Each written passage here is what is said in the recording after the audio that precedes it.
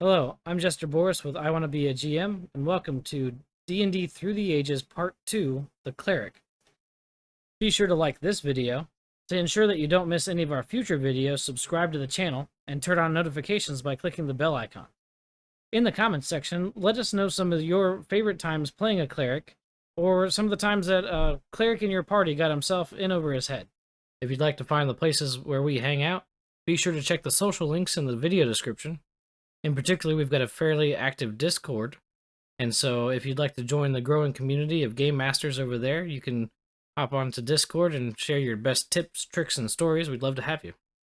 So join myself, Roy the Planescape Guy, Gwydion the Long-Winded, as we go through the ages with the Cleric in D&D.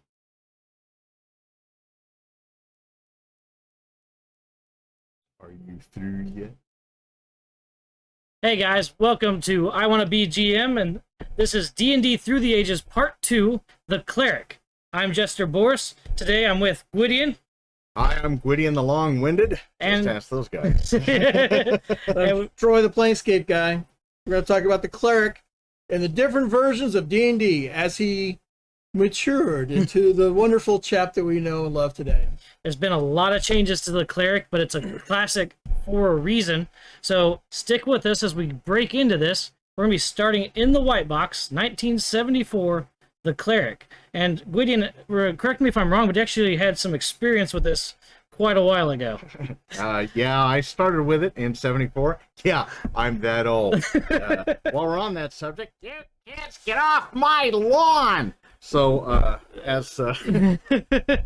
yeah, we played 1.0 and just the ODD as it's known now, original D&D. Yeah. And I liked the Cleric back then, but a lot of times it was just two of us. And Troy, if just as a refresher from our Through the Ages Part 1, how many classes did we have available to us in ODD? In the original white box, you had a potpourri, a general plethora to choose from. You had the Fighting Man, Right? the Cleric, Oh, hey, yeah, we know that guy. and a Magic User. And okay, and so who else? Had a Yeah, dwarf, dwarf, and had an elf. Well, technically, I did count them as classes, but we had fighter. Well, sorry, fighting man, cleric, and magic user. Today, of course, we're focusing on the cleric. So, what have you got for us? Where are we going to start at today? Well, I kind of made a list of things, and I would ask anybody out there watching this live, please get on the Twitch there and send us a question. You can also send us on Discord. We have that open on our phones as well. So if you have any questions or comments, be sure and send those. And while we're in the different versions of books, we'll look it up and we'll let you know what the answer is. So our first thing, and we just got we're not going to memorize all 5 editions. Open book test. Open book test. We just had a little bit of discussion ourselves because the first one I wanted to talk with, I said, "Hey, Gwydion, you used to play this. I can't find the answer to this question." And he's like, "Oh, well, it's right here on page 18, dummy." So, And that was in Men and Magic, one of the original books, page 18. Yeah. Talking about your dice accumulated. Yeah, I see you. Yeah, I remember doing that once to you, and And the original box set, as near as we can determine, everybody has a 6-sided dice for hit points. 8. The 8-sided dice? Yeah. You just read the pages. You just read it. It says 6. Down in here. 6 total. This indicates the number of dice, which are rolled to determine how many hit points a character gets. Pluses are merely pips, blah, blah, blah. Yeah. So A superhero gets 8 number of dice. eight. Number Eight of dice. dice, That's not what the dice My is. apologies. One of the He's so old, that Hang part on, of his hang on, brain don't work let me no change more. okay, I got the right glasses You on. got the right I'm glasses good. on. One of the things that's really kind of interesting, digging through the first white box books, is that they're not laid out the best. So originally when we were starting the project, we didn't think that Turn Undead was something you could do because it was 30 pages later. And we're like, oh, there it is. Yeah, so it is. yeah, hip dice were a little different, as you can imagine. But again, it was one of 3 classes. One of 3. Yeah. So, in the description of the character class in the original white box, isn't like a holy priest like a lot of people like to play him as, but they saw more like the Templar Knights that went on crusade to the Holy Lands, an actual warrior for a god, and everything except a sword. So they used, even then, the bludgeoning weapons. They could wear armor, and they would have holy symbols and claim the name of their god as they screamed at you into combat. So they would use armor. They could use weapons of various types, so long as they were not edged. Yeah. And of course, there's spells that they got from the deity. And so, in second edition, spells list blew up. You see, I got books and books and books on spells alone from second edition. So, I do want to cover just real quickly how many spells the cleric had in the original book. Original books. This kills me. At first level, there were 6 total. That's not how many you could cast. There were 6 that you got to choose from. 6. This is first level, right? That's first level spells. So I would think after a while you would have them all. I would think. No, probably not. So we had Cure Light Wounds, Purify Food and Drink, Detect Magic, Detect Evil, Protection from Evil, and anybody? Light. Yes. Because that's a very good utility spell. When you're in the middle of a dungeon, underground, it helps to be able to see where you're going. Yeah. Because your human, you can't see. Human. Alignments were a lot simpler back then, too. Alignments For were clerics, a lot simpler. you either had law or chaos. Are you a cleric or are you an anti-cleric? Which one are you going to play with? Now, as far as the spells are concerned that you were talking about, at first level, you got 0. You got goose egg. You got no spells at first level. It's like, why are you even with us? Well, I got this hammer here. I thought I'd pound something that comes up. So, that's basically all that you could do as a first level until you got enough experience points. Also in the first D&D, in ODD, money was all important because your prime requisite, so if it's wisdom as a cleric, if your prime requisite was high enough, you got additional percentages on your experience points, 5%, 10, 20% more experience. Money gave you experience points, a percentage of the money. And a lot of times that was divided by your level. So there was a lot of calculations that went on, not just THAC0. I'm so glad that's gone. I mean, but back then we loved it. We loved all the calculations, everything that was in, super into it. Hey, here's a question. Anybody out there, what is the armor class in the original Dungeons & Dragons, ODD or Advanced, of a will-o-wisp in wisp form? Now just mull that out in your head for a little while. Or you break out your library of books. Yeah, you can do that. It's also an open book test. So yeah, it's an open internet test. So you figure by 8th level, you're gonna have a plethora of spells as a cleric. Are you ready for this?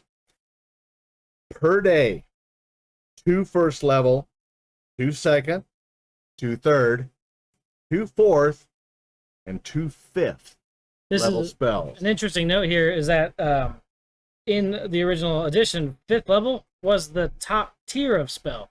So no 9th level spells that we expect, Cone of Cold, Power Word, Kill, and all the cool stuff. 5th level, that was it. So, and you got 2 a day. So if your buddies was really, if he took the fireball, as we discussed in the previous video, hopefully your cleric fireball. Can bring you back, because they were pretty nasty. While everybody else is going, shut up. I cast light, I cast fireball. So it lights stuff up. There you go. Oh, so when we were doing all this, so we looked at the damage that fireball does in the original books. Yeah. It has the same destructive power as a chainmail, as a catapult and chainmail. Yeah, it don't roll damage. You're just dead. Yeah. You're just so dead. This entire area is dead. What do you mean the dungeon falls on us? We're on this floor, and pretty much every floor above it just went down. Some of the other things we see here, 5th level, like high-end cleric spells, create food. This one's interesting. Insect plague. Yeah. Like, oh, thanks, Cleric. I needed these ants in my pants. Hey, have you read the but Bible? Raise dead Yeah. and Again, dispel evil. So Yeah. some interesting things, staples that we see that carry forward, as we'll see as we get through the rest of the editions. yeah. The original box, though, every character class, there's different write-ups where they're expected to retire at 10th level, build a fort, hire followers, pay taxes on land, and things like that. Now, and hire out things to other first and second level characters. So, and again, keeping with the cleric, you want to talk a little bit about undead? Turning undead, and I don't mean turning into a minute. If an undead comes up to you and they say, "Begone, vile creature, return to the depths of hell from which you came." So, a first level needed a 7. Oh, piece of dirt. Needed a 7 on a die 20 to turn a skeleton. And this is quite a lot different than what we've seen. As we'll break down, they get into hit dice and different stuff. But this is just a straight, like a DC check, as people might understand it in 5th edition. Yeah. Just roll a die 20, hope for the best. There may be modifiers, but most of the time there wasn't. Now, Just a straight roll. if your die was straight good, roll if the die was going for you, and if it's one of the original die, and you know you used it for a year, the edges would just it would roll and you'd be all the points are knocked off. wait. It's more like a golf ball. I think it's a die. 6. Yeah. You need to remark those. Not go out and get a new die. Right, You just right, need no. to remark the numbers. Yeah, at second level, a skeleton's automatically turned, and that's what we always look for. What level are things automatically turned? It was like 3rd level for a zombie, 4th for a ghoul, 5th for the white. Wraiths were at 6, mummies at 7, specters at 8, and vampires. That would be a no. That'd be a no. So yeah, you don't turn those. As a matter of fact, there's these hash marks up through and including 5th level for the vampire, and basically that's the way we ran them. Back in the day, if you had a vampire, you just couldn't kill a vampire. They could go gaseous form on you and Right. and so on. And in my opinion, even to date, there's a lot of GMs out there that don't run a vampire properly or a dragon. It's like, good luck killing one of those. If somebody comes across a dragon in your campaign, what happens? It's one of the few monsters I have a rule that somebody in the party is going to die in a fashion that they cannot be resurrected. I'm not saying who. I'm not picking them out ahead of time. Yeah. But I fight a dragon so viciously that somebody is going to die. Same way with the vampires and me. Absolutely. Yeah, especially when we get into the ones like later on with Ravenloft introduction of Strahd and the ones that are known in your world setting, they've been alive for 800 years. They kind of know a thing or two. Yeah. So and we can see in the power level, they were written up to be very potent, and such that as a cleric you couldn't automatically successfully turn the vampires. Any other undead less than that, you turn to destroy. Sure. But vampires, and then they don't even bother to mention liches and some of the other things that we've had fun with since first. Those were later. Yeah. that was in like 2.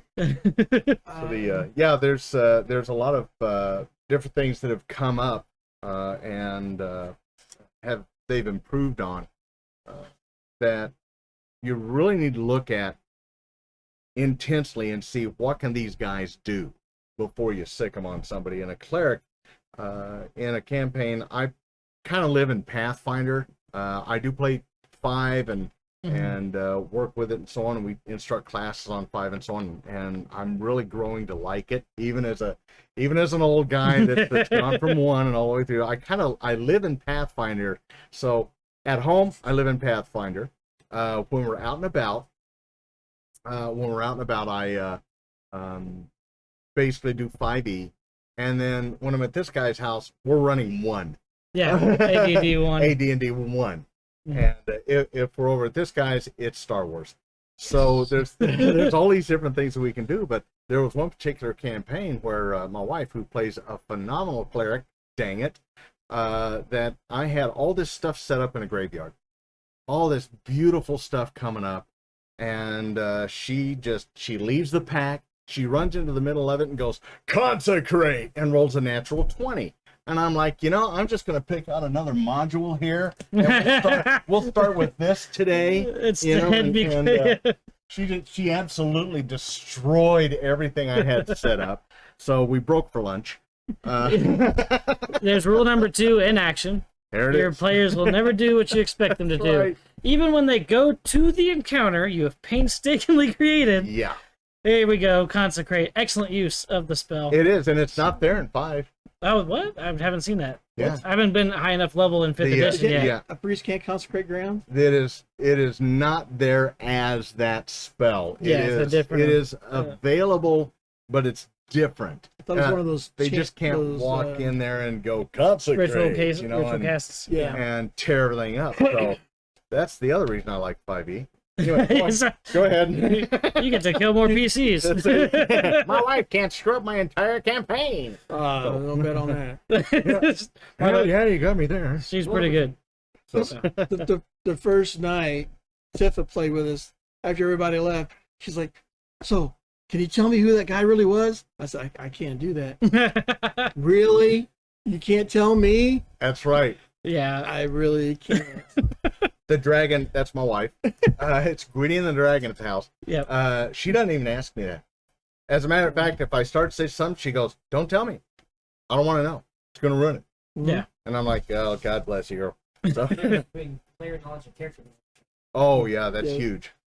Some people call that metagaming. Yeah. It means understanding what's going on behind the screen. Mm-hmm. And the player, I see this every once in a while. You have an experienced player who has been playing for several years. He's going to know about the player classes and skills, and he's going to know a fewer things about the different monsters because they've run into them.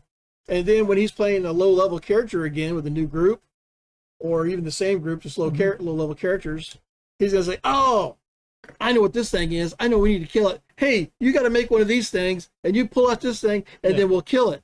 Mm-hmm. But your character has no idea what this thing is.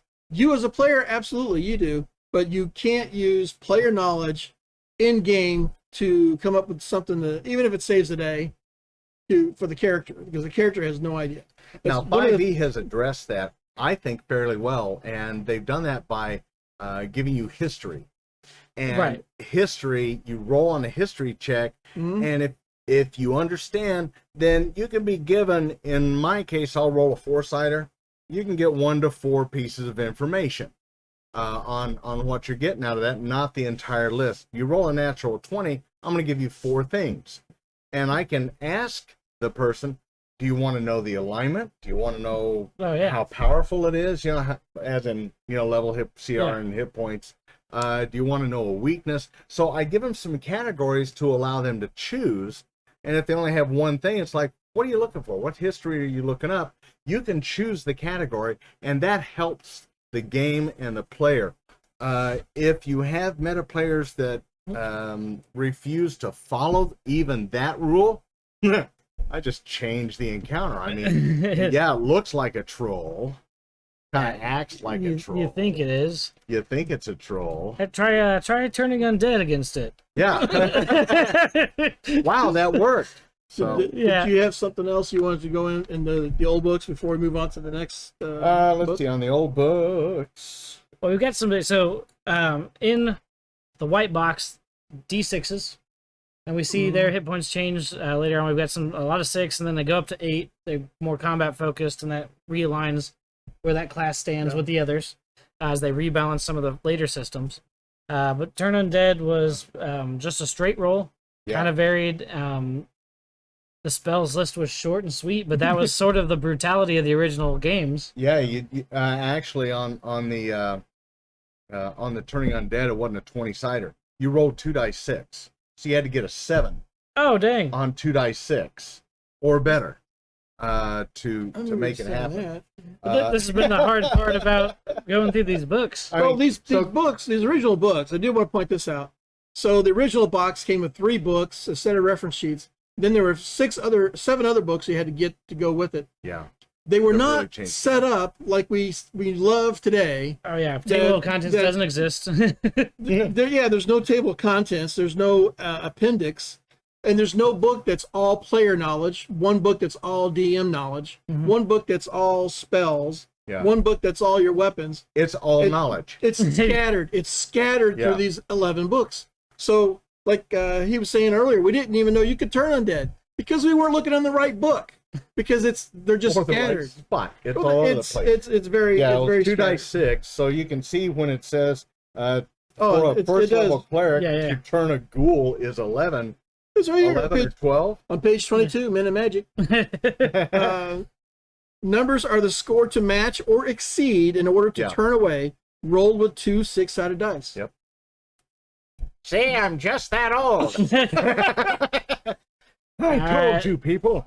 So, AD&D came out right after the first. Well, we got these. Right after these are still ODD. basic. Yeah. Yeah. These are still basic. Yeah. This is AD&D. So we'll get there in a sec. Just want to make sure. We'll be there in a minute. So as far as the white box stuff, you had a few other notes, Troy. I want to make sure that we get everything. Well, we talked a little bit about combat, weapons and armor, the clerics, especially in the old system. The stronghold. When a cleric reaches 8th level. 8th level. That was 8th level. So 8, 9, and 10. They kind of did it. Yeah. 9th level was done in AD&D. Right, and you're expected to build your own fortress, attract followers, and pay taxes. So as a cleric, Gwydion, what might that look like?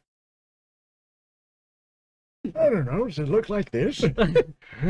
No, not build obviously. Yeah. So basically, that was the whole purpose for them to adventure, was they were accumulating money for their deity. And that was the big difference, is they weren't doing it for themselves. They were doing everything for their deity, and that made a big difference. As a matter of fact, as things went on, if they did something wrong or against their alignment, there was a thing called divine retribution that really got addressed in later issues and later editions that was devastating. But it ends up being the motivation for the cleric. It's the motivation, because they have to build a stronghold. Now, the cool thing about one that we don't have anymore is they didn't have to pay for hirelings. Oh, yeah, as a cleric. Nothing. As a cleric, you just, whatever your charisma was how many hirelings you could get. And later in first edition, you did that as a paladin. Yes. You get attract followers. And you didn't have to pay. This was 8th level patriarch. Yeah. You need to build a stronghold, and they started coming out in the AD&D, and especially 2nd level, with some very cool building aspects and mining for more money and how to buy the land and it started getting bigger. They expanded so that you weren't just out, okay, I got 50 gold for beating up the goblins, I'm going to put it in the pot for the orphanage, praise be the sun god or whatever, and move on. There was a lot of things where you could really start to make that a focus for your character.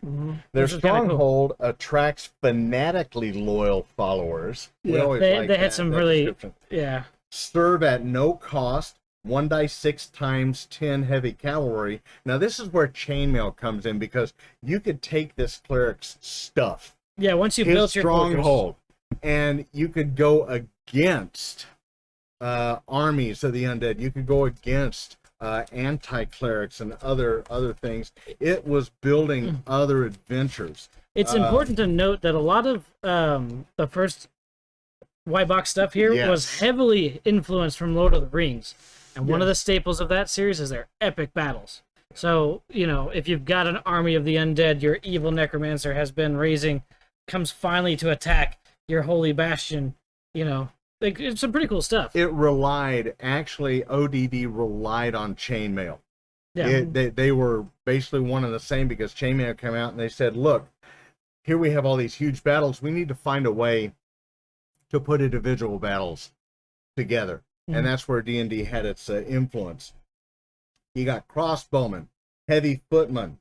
They can invest in their own strongholds to increase their income. This is more work for the DM. GM didn't exist back there, because they called them the referee. Yeah, they called him a referee in the first, and we had Gygax dungeons. We had dungeon delves, dungeon crawls. If we had anything other than a dungeon delve, it was chainmail. Right. and it was miniatures wars on the kitchen table until time for dinner. Warhammer 40K, but did something a little different. Yeah. Yeah. Oh yeah. There was even magical research. So you could either buy items or you could make them. And once you made them, there was always a percentage of money it took and time. And that's something that is instantaneous in 5e and basically all the other editions. Yeah. It's either available or it isn't. There's crafting, and in Pathfinder, we found that if you're going to craft items, it's pretty much a career. Yeah, Pathfinder takes it kind of out there. It does. That's like 5e's exhaustion rules, which are exhaustive. It is. It's just huge. And I mean, bless you guys for coming up with it and all the work that you did to it, but no. The time factor of 1 to 5 weeks for a level 1 to 5 item was actually game time. Some people made it IRL time. It's like, look, guys, when we get together next month, your item will be ready. And until then, even if we play every day, that item's not going to be ready yet. Right. And just depending on how you want to do it. But they do that for each one of the classes. But we're only talking about the cleric right now. We'll get to the others Yep. in another video. Yeah, parts 3, 4, all of them. But Yeah, wait, there's more. We'll do the fighter, we're going to do the thief, we're going to do the Wizard. wizard. And we got to do monsters. We're going to do an episode on monsters. Oh, yeah. Oh, yeah. Yeah. Every single monster ever. No. And they all look like this guy. Or If you have your Goblin. If you have a favorite monster that you want to see how it changed through the years, Yeah. let us know. Yeah. Put it on Twitch, Discord, or email us, and we'll add that to the list. And don't just say dragon. Yeah, don't say No, dragon. Pick one. Yeah. The comments on YouTube. Yeah, Yeah. put in the comments on the YouTube video. Yeah. Pick a color. Pick any color. Okay, so 74 was the original. 74 is the original. 75 came out with these. It only took 75 1 year. It And started they're like, coming let's out. add stuff. Yeah. And So we're going into the other boxes. We're going to start with the red and blues. we'll do that after we take a quick break. We're going to take a break? Yes. Okay, I guess we'll take a break. He's old. Yes, take a break. Now, Come back after these commercials. Yeah, we'll just, Back after Let's these get words everything from your settled. local sponsor. but when we come back, we're gonna hit the cleric in the red box edition of D&D, and we'll hit first edition AD&D. So hang out with us. We're gonna take just a quick break here, get our thoughts organized, and we'll be back in no time. Thanks for playing.